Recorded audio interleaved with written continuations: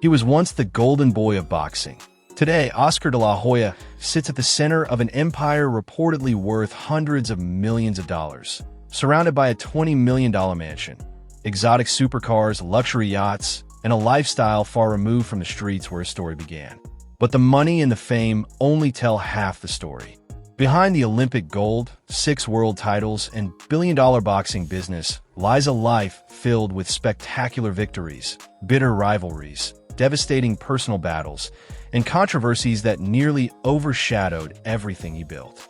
So how did he go from a young fighter carrying his dying mother's final wish to one of the most recognizable and controversial figures in boxing? Today, we're stepping inside the Golden Boy's world. Let's step inside. Perched high above the glittering Las Vegas Strip in the guard-gated McDonald Highlands of Henderson, Nevada, sits a $20 million architectural palace. Spanning nearly 9,000 square feet, the single-story home is built around open spaces, soaring ceilings, and floor-to-ceiling glass that floods the interiors with natural light while framing panoramic views of the Strip and surrounding mountains, seamlessly connecting the expansive living areas to more than 2,400 square feet of outdoor living space. Outside, a resort-style pool, fire pit, and alfresco dining areas turn the backyard into a private luxury retreat. Inside, the home becomes even more personal with a glass-enclosed boxing tribute room, featuring a ring, 16 mannequins dressed in Oscar's historic fight robes, championship memorabilia, and medals. A reminder that beneath all the luxury, this is still the home of the Golden Boy. Parked inside the private garage is a collection of machines that says almost as much about Oscar as his championship belts. First is the Brabus 900 Rocket Edition, reportedly his ultimate dream car. This matte black beast combines aggressive styling with a twin-turbo V8 producing around 900 horsepower, depending on the configuration. Then there's his custom Lamborghini Aventador, better known as the Batmobile. Transformed by West Coast Customs, the supercar was reportedly valued at more than $600,000 and features a Golden Boy Promotions insignia beneath the paint. His collection also includes a Ferrari SF90 Straight Ale, a hybrid supercar combining a twin-turbo V8 with 3 electric motors to produce nearly 1,000 horsepower. Then comes the Rolls-Royce Cullinan, his ultimate luxury cruiser. It sits on massive 27-inch wheels, giving the already imposing SUV an even more aggressive presence. And for everyday luxury, there's the Bentley Bentayga, which Oscar has affectionately called his Bentley truck. Built around comfort and refinement, it gives the Golden Boy a more practical way to travel without sacrificing luxury. Together, the collection perfectly reflects Oscar's lifestyle. Brute force from the Brabus, attitude from the Lamborghini, cutting-edge performance from the Ferrari, pure luxury from the Rolls-Royce, and everyday comfort from the Bentley. Beyond asphalt, his empire extends across private yachts, charter jets, and historical wristwear like Hublot Big Bang Unicos and Rolex Daytonas. Today, his name commands high society red carpets alongside fitness model and television host Holly Saunders, supported by a multi-million-dollar fortune soaring past $200 million. So how did a kid from the streets of East Los Angeles become one of boxing's wealthiest, most celebrated, and controversial icons? That journey began early.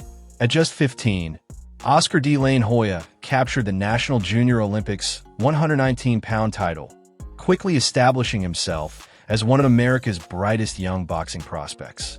By the end of his amateur career, he had amassed an incredible 234 wins, including 163 by knockout. Then came Barcelona, 1992. Oscar fought his way to the Olympic gold medal and returned home as a national hero. On November 23, 1992, he officially crossed into the professional ranks. His debut lasted less than 120 seconds as Lamar Williams suffered a first-round knockout. By his 12th fight, at only 20 years old, he dismantled Jimmy Bredall to seize the WBO junior lightweight title. One by one, elite contenders crumbled. Giorgio Campanella, Jorge Paez, Rafael Ruelas, proving Oscar wasn't just climbing weight classes but conquering them entirely. Then came the defining collision with Julio César Chávez. De La Hoya's speed and precision overwhelmed the Mexican legend, with cuts forcing doctors to stop the fight in the fourth round. At just 23, Oscar had dethroned one of boxing's biggest stars. After successful defenses against Miguel Ángel González, Oscar faced another legendary challenge in Pernell Whitaker. Over 12 tactical rounds, Whitaker's defense tested him, but Oscar's pressure and clean combinations earned him a unanimous decision and another major victory. But the bigger the fights became, the more controversy followed. His 1998 rematch with Chávez ended in another victory, but the 1999 super fight with Félix Trinidad became one of the most debated nights of his career. Oscar built a clear lead early, but became cautious in the championship rounds. When the final scorecards were read, Trinidad was awarded the decision, a result that remains controversial to this day. By 2004, Oscar had made history as the first fighter to win world titles in six-weight divisions. But his next challenge, Bernard Hopkins, proved different. A ninth-round body shot ended the fight and handed Oscar the first knockout loss of his career. Even in defeat, he reportedly earned more than $30 million. Then came the final fight of his career. In 2008, Oscar faced Manny Pacquiao, but the younger Filipino star's speed and relentless pressure proved too much. After 8 one-sided rounds, Oscar's corner stopped the fight. The Golden Boy had reached the end. In April 2009, he officially announced his retirement, finishing with 39 wins, 6 losses, and 30 knockouts. Yet the numbers tell only part of the story. But the Golden Boy had a darker side. And eventually, the man who seemed to have everything began fighting battles money couldn't solve. The personal cracks first showed in his private life. In the late 90s, a high-profile romance alongside actress and Miss USA 1995 winner Shauna Moakler turned into a public pressure cooker, exploding in 2000 when Moakler watched Oscar walk a red carpet with another woman on live television, triggering a massive $62.5 million palimony lawsuit. Subsequent marriages, including to Puerto Rican recording artist Millie Carretger, eventually unraveled. As the fame grew, so did the pressure. Oscar would later speak openly about his struggles with substance abuse and the rehabilitation battles that followed, revealing a side of the Golden Boy that the cameras rarely showed, further tested by damaging cross-dressing controversies and intense public scrutiny. And the battles didn't stop with his personal life. As he tried to reinvent himself outside the ring, the pressure followed him into business.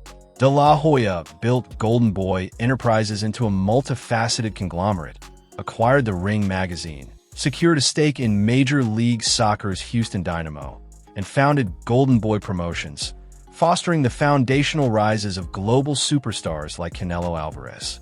Yet, behind the pristine monuments lurked severe storms.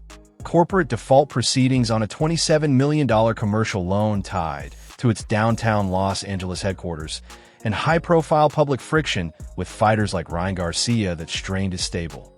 Finally, those commercial pressures collided head-on with modern boxing politics. Stepping onto the national stage, Oscar delivered explosive U.S. Senate testimony, where he clashed with WWE President Nick Khan, criticized the Muhammad Ali American Boxing Revival Act as dangerous window dressing that could replicate the UFC's closed league model in boxing, and leveled controversial bribery allegations against TKO Group Holdings, while also later expressing deep regret over his 2004 sale of the ring. But perhaps the most complicated part of Oscar's legacy has always been his family. Oscar is a father of 6, but his relationships with his children have not always been easy. His 3 oldest children have spoken publicly about growing up with an absent father, with Oscar later acknowledging that he left much of their upbringing to their mothers. In his documentary, Oscar openly admitted his failures as a father and described the pain of realizing how his absence had affected his children. For a man who spent decades building an image of success and control, repairing those family relationships became another battle entirely. Today, Oscar is in a long-term relationship with television host and fitness personality Holly Saunders, while continuing to maintain relationships with his children. And perhaps that's what makes Oscar De La Hoya so difficult to define. He was never simply the golden boy. He was an Olympic champion who became an 11-time world champion across 6 weight classes, a fighter who became a promoter, and a millionaire who built an empire, while spending years battling demons far more complicated than anything he faced inside the ring. That is the legacy of Oscar De La Hoya. If you enjoyed this video, hit that like button, drop a comment, and subscribe for more amazing content. And while you're here, why not check out our deep dive into Nassim Haim video? Trust me, you won't want to miss it. Thanks for watching, and we'll see you in the next one.